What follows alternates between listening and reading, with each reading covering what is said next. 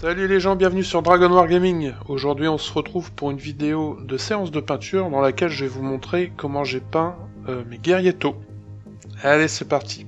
Alors comme d'hab, je commence avec une sous-couche grise de chez Valero. Ensuite je badigeonne avec du Stonewall Grey. Je l'ai pas fait à l'aéro parce que la peinture passe assez mal dans mon aéro et du coup je me suis tapé tout au pinceau. Alors ensuite avec du Dead White, j'éclaircis les parties de l'armure. Donc là j'ai fait ça à l'aéro. Et j'ai pulvérisé la peinture sur les parties supérieures, on va dire, de l'armure. Donc le haut des petites plaques sur les cuisses, le haut du crâne, le haut du torse, etc. Là où vient frapper la lumière.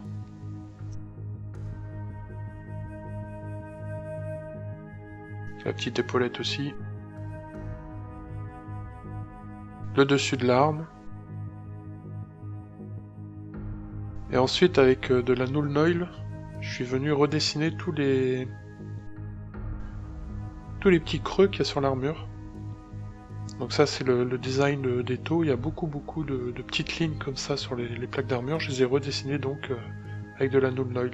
Donc là, vaut mieux être assez précis parce qu'on a vite fait de déborder. Donc moi, ça a été mon cas. Hein. Donc les lignes sont pas hyper propres sur les taux que j'ai réalisés. Donc il faut vraiment prendre son temps et y aller doucement.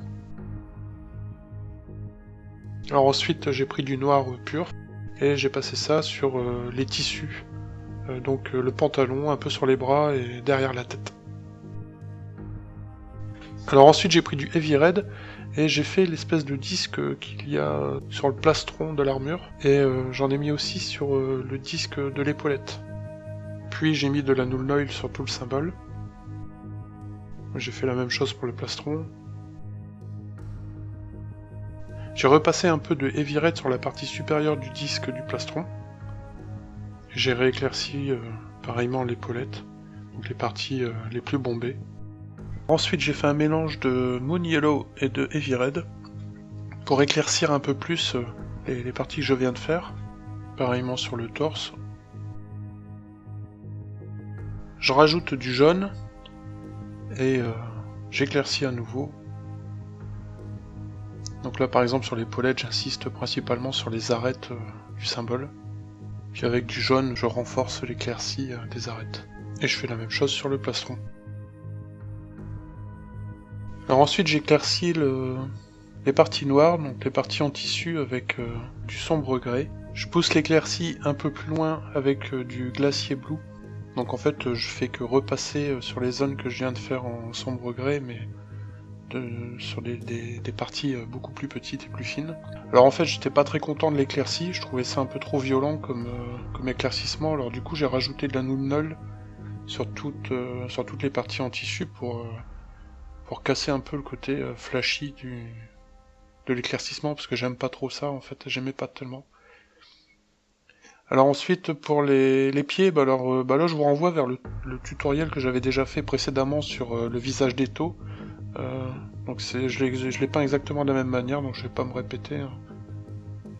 Donc si vous voulez aller le voir, il suffit d'aller cliquer sur le petit i que vous trouverez en haut à droite de l'écran. Alors maintenant on va passer aux lentilles. Alors pour ça j'ai mis du Macrack Blue sur l'entièreté de la lentille. Je fais la même chose sur celle du bas aussi. Ensuite avec un mélange Electric Blue et Macrack Blue, j'éclaircis le bord de la lentille.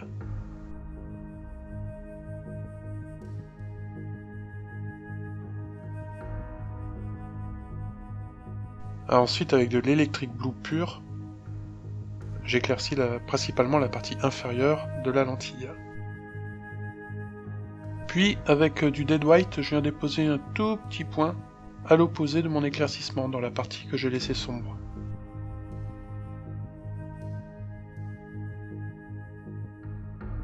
Alors ensuite, j'ai mis du Heavy Red sur cette partie de l'arme pour en faire une sorte de lentille. Puis je l'ai noyé avec de la Null Noil. Et une fois que c'est bien sec, je repasse un petit coup de Heavy Red sur la partie supérieure de ce rectangle. Alors j'éclaircis avec du Scarlet Blood. Donc là j'en mets sur la partie supérieure du rectangle, sur une partie un peu plus petite que ce que j'ai fait pour le Heavy Red. J'éclaircis à nouveau avec du orange, donc là j'ai pris du Blazing Orange. Et je pousse encore un peu plus loin avec du jaune, toujours en peignant une partie plus petite de la surface. Et enfin je termine avec un petit point blanc en haut à gauche et un petit point blanc en bas à droite. Puis je suis passé sur la petite sphère qu'on trouve sur les armes d'eau. Donc j'ai mis du Bright Bronze, que j'ai ensuite assombri avec du Reikland Flesh Shade. Alors une fois que c'était bien sec, j'ai remis un peu de Bright Bronze pour redonner un peu de l'éclat métallique et puis un peu de la couleur de base. Et je suis venu l'éclaircir avec du Glorious Gold. Et enfin, sur les arêtes, j'ai mis du Mithril Silver. Alors là, comme la sphère me paraissait pas vraiment tellement... comment dire, ça me paraissait moche, j'ai décidé de faire un petit lining avec de la Nuln Oil sur le pourtour de la sphère afin de mieux la délimiter du reste de l'arme. Et je trouvais que ça rendait un peu mieux. Donc le lining, ça consiste à délimiter les parties d'une figurine en les marquant par une ligne sombre en fait, donc du noir ou du marron. Ça permet à l'œil instinctivement de différencier les parties sans que ce soit choquant pour lui. Alors ensuite, pour respecter le schéma de couleur que j'avais choisi au départ, j'ajoute du sombre gris sur l'arme, donc sur la partie inférieure de l'arme, sous le canon et au niveau de la gâchette. Alors ces parties-là, je les éclaircis avec un mélange de sombre gris et de wolf grey.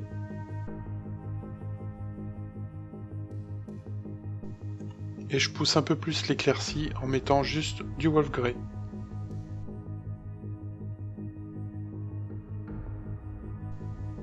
Alors pour terminer, je mets du Gutter Brown sur toutes les arêtes de la figurine.